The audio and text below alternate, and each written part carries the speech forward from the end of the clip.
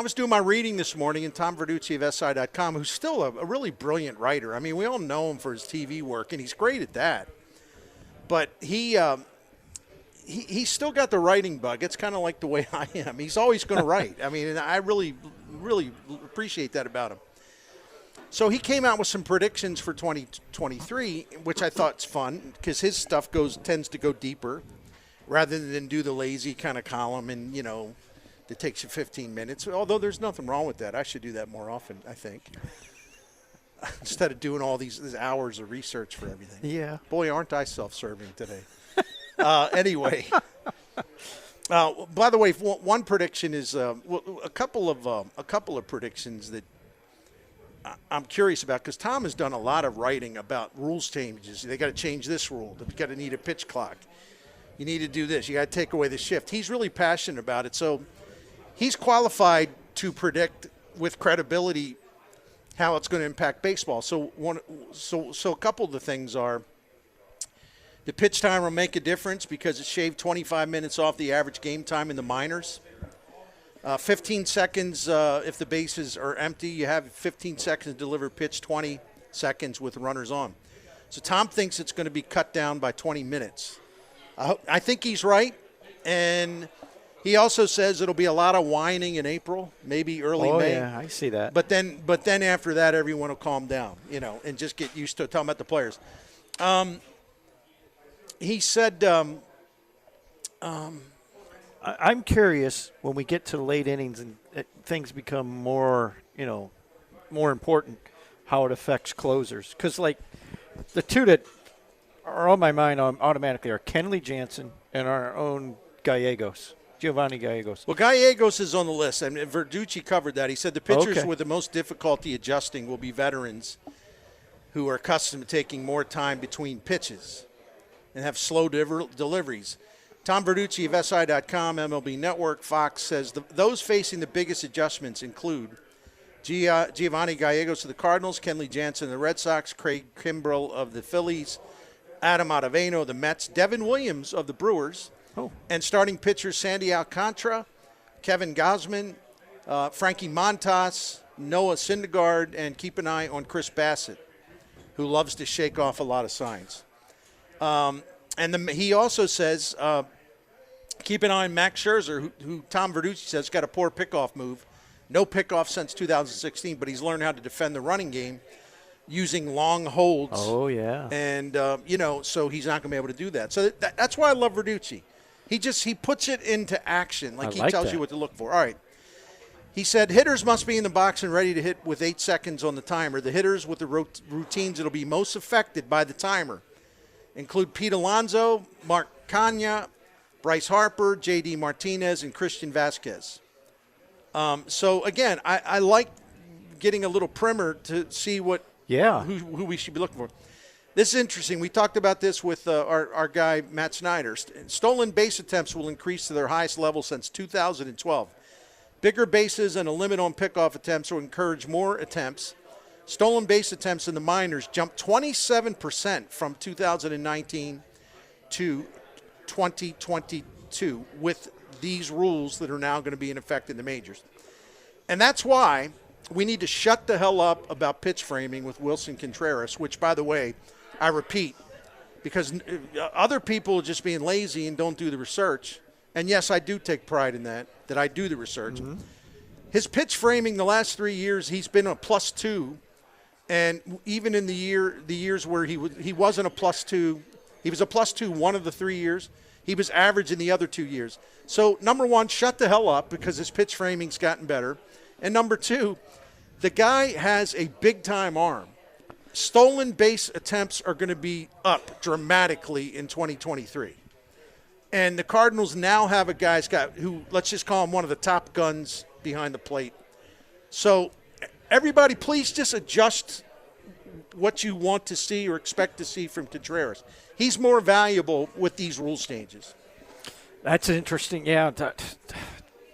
I want to see, well, you got the minor league numbers.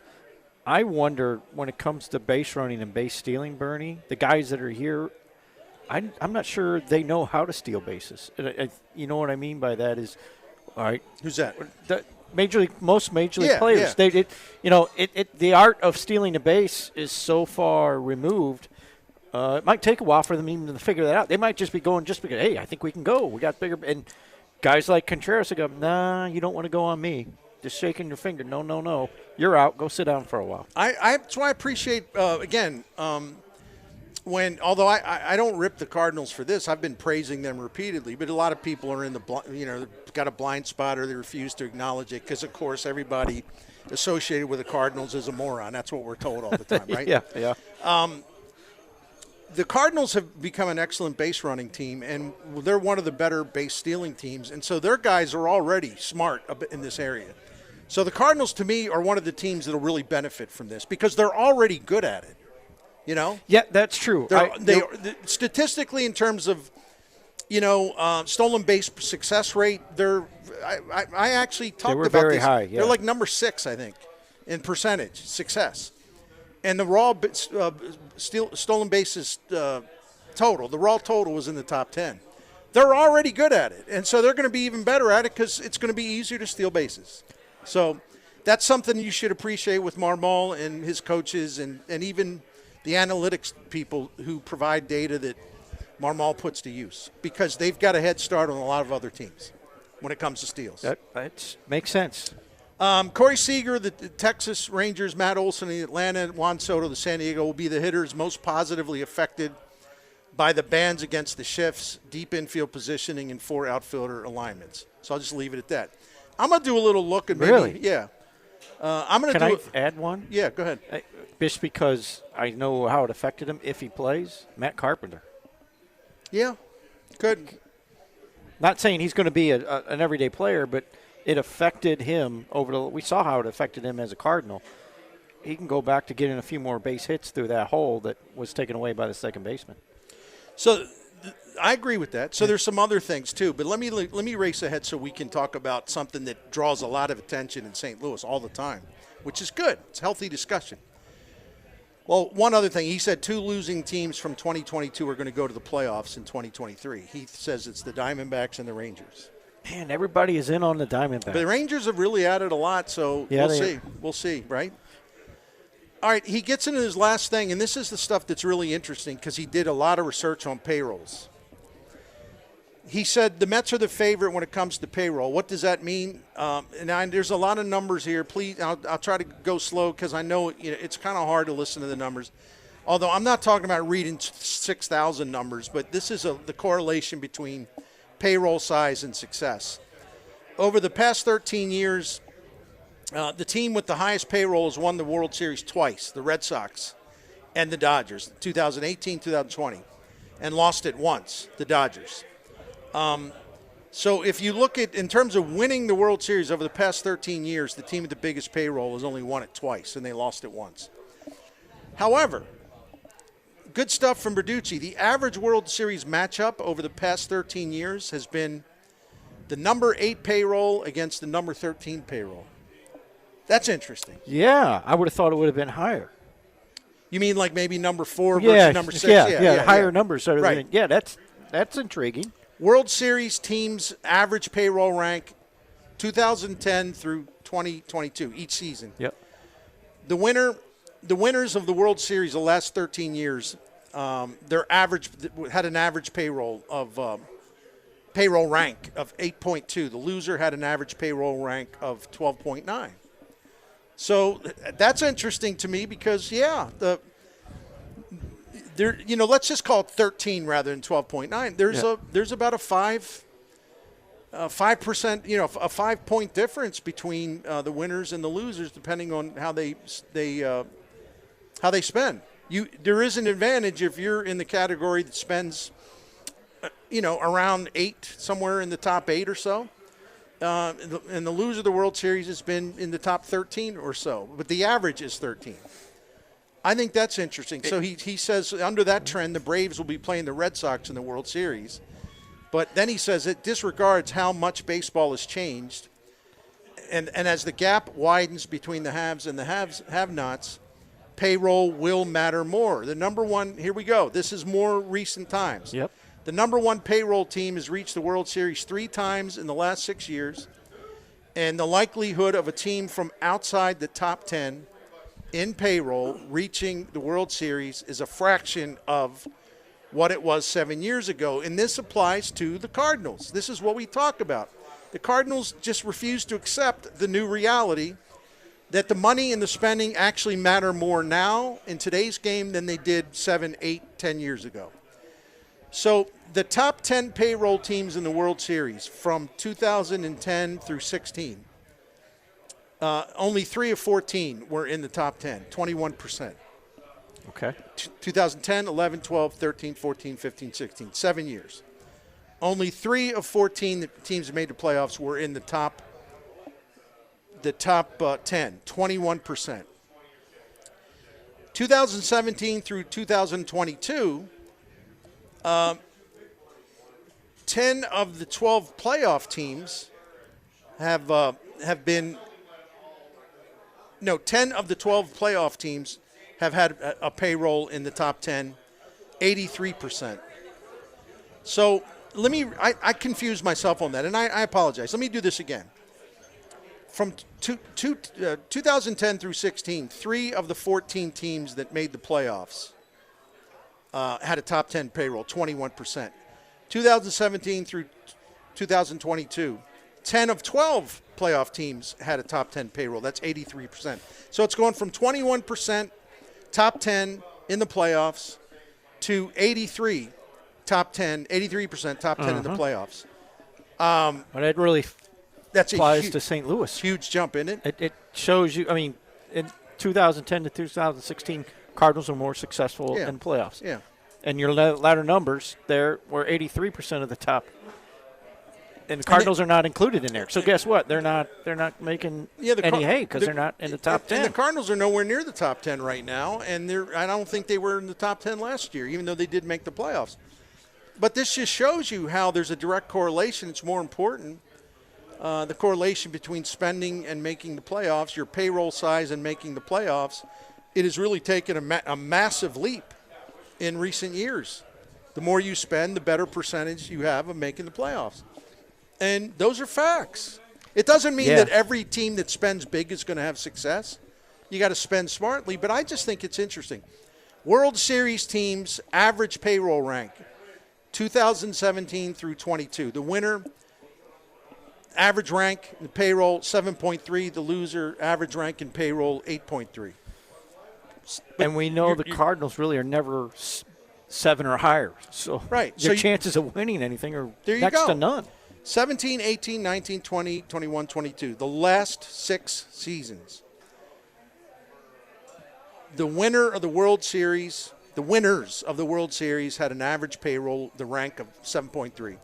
The loser 8.3. So if you're not in the top 10, literally since 2017 there has not been there hasn't even been anybody close like at number 10, 11, 12 and beyond. I mean, the average is pretty crystal clear. You better be in that area if you're serious about winning a World Series. You need to be at a higher level. So time to spend some bucks in St. Louis. So Bill DeWitt and Mo and all that. Listen, man, I mean what I say, and I'm not being two-faced about it because I have absolute respect for their long-term success and their consistency of winning. I absolutely do. Their model has worked beautifully. However, I don't care whether you're Apple. I don't care whether you're one other corporate giant. I don't care if you're trying to sell microwaves. Whatever it is, you can be an industry leader, but at some point, no matter what your industry is, the models for success change. Other corporations start to do things better than you, or maybe invest more in what they do. And you therefore have to adapt and adjust or you'll fall behind. And this is where the Cardinals are right now. And they've actually been there for the last several years, even though they're making the playoffs. They're making the playoffs because of the division they reside in. That's the only reason. These bums in the NL Central have given the Cardinals cover. And, Bill DeWitt ought to, just send money to the Cubs and the Brewers and the Reds and the Pirates just to thank them. Because if the Cardinals were playing in some of these other divisions, they'd be done by like mid-July, Oh, yeah. because they wouldn't have all these wins piled up against these dogs, And to their credit, they beat these dogs. You got to win. You got to right. play this. You play the schedule you've been given, but again, read the Verducci piece. This is great. Since 2017, the average World Series teams, the winning team, the average payroll ranked 7.3. The loser average payroll ranked 8.3. You better be in the top 10. Spend, boys. Cardinals are like 15th or 16th. They're going the other way. Yeah, they are going. And you're right. It's trending down. They're going the other way. Yep. I mean, most years in recent history, 13, 12, somewhere in there on average. Yeah. And now, as you point out, now they're sinking further away. Yeah. I'll look that up, chance. too, for another break. Or actually, I can probably do that I think, now. well, we've talked about it a lot on the show. That's why I'm vaguely just going through it. Seems like 12 or 13 was always where they were in previous years. And to your point now, it's like 15 or 16, and that doesn't even get you invited to the party anymore. I don't think it does, man. So if you look at the Cardinals, I have this in front of me. Right now, in terms of the opening day 26-man roster, they're 14th. And in the 40-man roster, they're 15th. They're going the other way. You're going the wrong way. Yep. Like that, what was that, Planes, trains, and Planes, Trains, and You're going the wrong way. You're going the wrong way. John Candy's making faces. Thank you. Yep. He's like twiddling his thumb, twiddling his fingers, like, have another drink. That's what we're hollering now to the Cardinals. build. We're hollering that to Mo and build a way. You're going the wrong way. You can't be 16th. You can't be 15th. You gotta be in the top 10. You're going the wrong way. True. It is, right? It is. Here's another point to this whole process. So, for a long time, Cardinals were considered, hey, they're doing things right. You see how they do things, and they build from within, and they keep the costs down. Well, the teams that have been spending money, they see that, and they've been adapting to that. So teams like the Dodgers, and I always bring up the Dodgers, but they really are run fairly well. They're utilizing what the Cardinals do, and they're spending money. Right. They're doing both. Right. And if the Cardinals, other teams are starting to do that too. And if you want to stay in the game, Cardinals, you got to find a way to increase your dollars. So before we take a break, let me just throw this in because I got the Cardinals' annual rankings. This according to Cott's baseball contract, so I think does the best job of them all. Mm-hmm. So as recently as 2008, as recently as 2019, they were in the top 7. They were 7. That's impressive. Okay. But in the pandemic shortened season, they were 10th in the 40-man. The year-end 40-man, and they were 11th in the 40-man payroll tax thing. In 2021, they were 9th. Higher than I thought. 2022, they slipped down to 13th. Now they're 14th and 15th, or 15th. It's going the wrong way fast. It's going the wrong way. Now, look, they didn't win a World Series in the recent years where they were in the top 7, 8, or 9. So it isn't just money, but it is kind of bewildering how when they were spending all that they were spending in some of these years where they were a top 10 payroll team. It is, considering their player development system and everything else, it is a little bewildering why they didn't have more success, because they were, in fact, spending enough money. What history tells us you need to spend to have a really good chance to play in a World Series. They were in that category. Most people would insist, because everybody makes up their own facts, most people would insist, oh, that's not true. I would have thought that. Yeah. But no, they've been in the top 7, top 8, top 9th in recent years. Still didn't get a damn thing done in the playoffs. Well, they beat Atlanta in the division series in 2019, and that's good. But their offense was brutally awful that year. Yeah. I don't know, man. So you still got to spend, though. The article tells you the numbers. If you're not in 7 or 8 right now, and the top, your chances of trying to get in and win a championship are not very good. That's great research from Tom Verducci, and we appreciate that very much.